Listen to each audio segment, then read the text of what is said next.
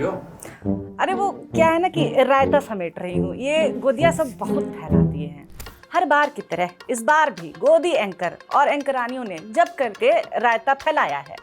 चमन चोपड़ा से लेकर के फर्जी मार्ट साहब सुशांत सिन्हा ने जम करके रायतेबाजी की है। किसी गोदी एंकर ने सीजेआई पर जूता कांड पर सरकार की ओर से प्रवक्ता बन करके सफाई दी। क्यों? जूता मारने वाला सरकार का आदमी था क्या? तो किसी ने प्रधानमंत्री मोदी की तारीफों के पुल बांधे, कहा कि मोदी जी की उड़ान रुकने वाली नहीं है। एक महिला पत्रकार ने बीजेपी को वोटों की मशीन तक बता डाला। उसे ईवीएम कहते हैं पगली। तो चलिए शुरू करते हैं रायता समेटो शो टीआर फोबिया, भले ही डर का माहौल है। नमस्कार, मेरा नाम है निवेदिता शांडिल्य और आप देख रहे हैं पॉलिटिक्स। इस हफ्ते पहले नंबर पर आता है उभरता हुआ स्टार गोदी एंकर शिव अरूर। भाई मूंछों पे ताव दिए पत्रकार होने की एक्टिंग तो अच्छी करता है। अरे यार, मैं इतनी भी बायस नहीं हूं कि अच्छी एक्टिंग की तारीफ भी ना करूं। भाई ने एक्टिंग तो पूरी जान लगा करके की है, ये दिखाने की कि उसे बुरा लग रहा है बच्चों की मौत पे, गुस्सा आ रहा है। वो बच्चे जिनकी मौत कफ सिरप से हो गई। मध्य प्रदेश में हाहाकार मच गया, 25 बच्चों की मौत हुई है। शिव अरूर ने नाम लिया उन बच्चों का जिनकी मौत हुई है। I want you to look at their faces and listen to their names. Adnan Khan, 5 years old. Anas, 6 years old. Anu, 17 months old. Chanchalesh Yaduvanshi, 7 years old. Nityansh, 5 years old. Rishika Pipre, 5 years old. लेकिन mister Aroor के पास उन लोगों के नाम लेने का guts नहीं है जो इन बच्चों की मौत के जिम्मेदार हैं। आप ही देखिए, शो के साथ साथ ट्वीट भी किया है बच्चों के नाम। कम से कम ट्वीट में तो पूछ लिया होता ना भाई, सरकारी लोगों से सवाल पूछना चाहिए था, जिनका काम था कि बच्चों तक जहरीली दवा ना पहुंचे। कफ सिरप से मौत हुई है, ये चिल्लाने वाले अरूर, तुम ये बताओ, कफ सिरप तो एक जरिया था, असल जिम्मेदार सिरप है या फिर वो लोग हैं जिनकी देख रेख में ये जहर सर्कुलेशन में था, मौजूद था और जनता को बेचा जा रहा था। हमें छोड़िए, लोग कमेंट में खुद ही पूछने लगे कि क्या आदमी है भाई तू, जिनके नाम लेने हैं आपको वो तो आप ले ही नहीं रहे हो, बच्चों के नाम पे आप टीआरपी खा रहे हो।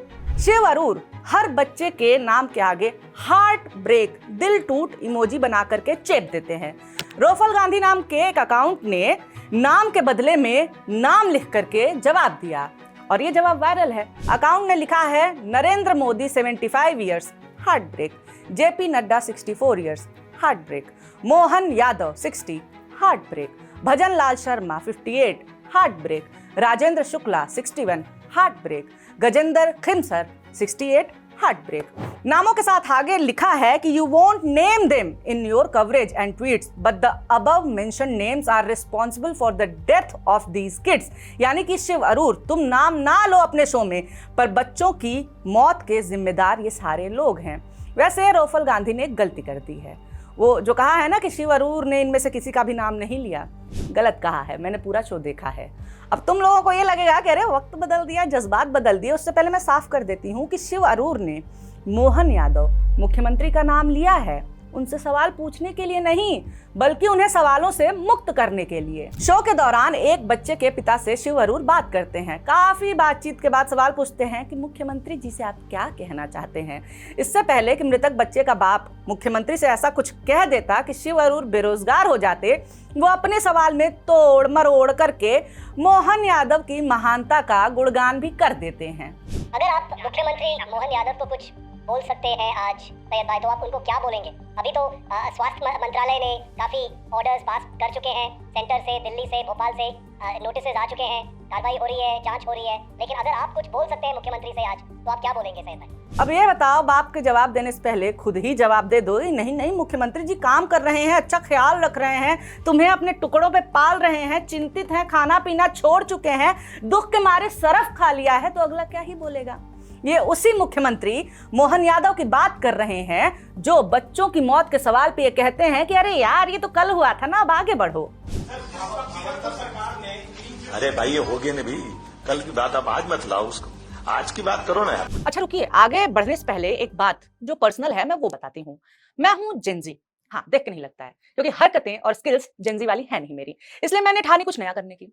शुरुआत उस चीज से की जिसकी नॉलेज मुझे रत्ती भर नहीं थी, ट्रेडिंग या मी। शुरू तो कर दिया, लेकिन सच बताऊं तो ट्रेडिंग सीखना और मार्केट को समझना बहुत मुश्किल है।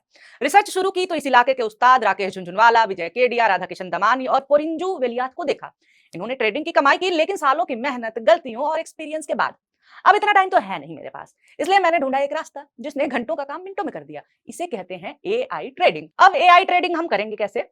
पॉकेट ब्रोकर के जरिए, एक ग्लोबल ट्रेडिंग प्लेटफॉर्म जो लाया है एआई ट्रेडिंग का जबरदस्त फीचर। इसका एआई एल्गोरिदम ट्रेन हुआ है बिलियंस डेटा पॉइंट्स पर, रियल ट्रेड्स, बेस्ट प्रैक्टिसेस और टॉप ट्रेडर्स की स्ट्रेटजीज। ये लाइव मार्केट स्कैन करता है, आरएसआई, एमएसीडी और मूविंग एवरेजेस जैसे इंडिकेटर्स को एनालाइज करता है और आपको देता है ready to use trading suggestion. अब ट्रेड ऊपर जाएगा या नीचे और कितनी देर में, और कितना कॉन्फिडेंस है इस सिग्नल में। मतलब सारा मेंटल जिम्नास्टिक एआई करेगा, आप बस सिग्नल फॉलो करिए। अब इतनी रिसर्च की है तो उसके बाद से प्रैक्टिकल करना भी तो बनता ही है। अब देखिए यार, बात पैसे की हो ना तो डर सबको लगता है, गला सबका सूखता है, और मेरे साथ भी यही हुआ। इसीलिए शुरुआत मैंने कम अमाउंट से की। मैंने खुद इस ऐप पर $100 लगाए थे।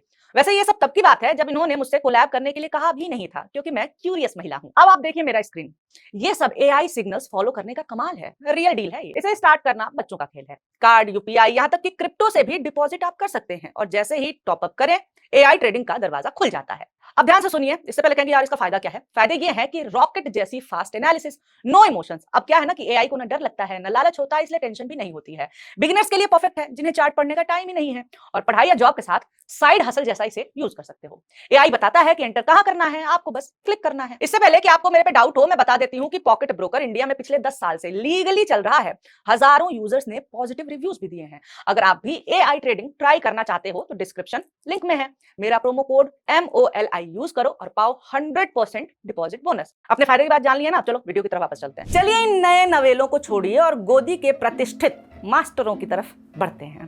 फर्जी माट साहब, अरे बड़े दिनों बाद इनकी चर्चा हो रही है टीआर फोबिया में। सुधर गए थे क्या? वैसे मैंने चेक कर लिया है, सुधरे तो नहीं थे, बल्कि कंपटीशन में थोड़ा सा पिछड़ गए थे।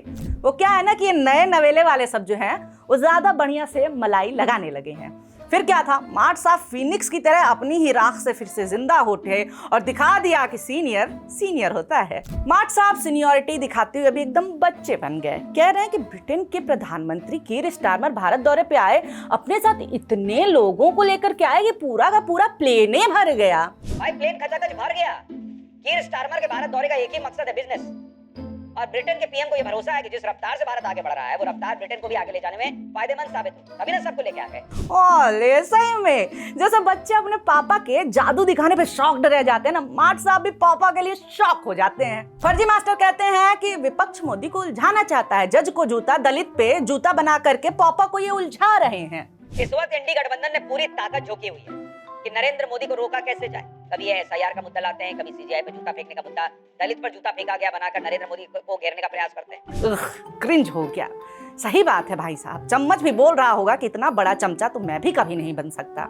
माने ऐसी उड़ान की रोके ही नहीं रुक रही है। देखो कई बार उड़ान इसलिए भी भरा जाता है तेजी से ताकि ज्यादा ऊंचाई से धक्का दिया जा सके, बचने की कोई गुंजाइश ही ना रहे। अर्थव्यवस्था के साथ भी कुछ ऐसा ही हो रहा है।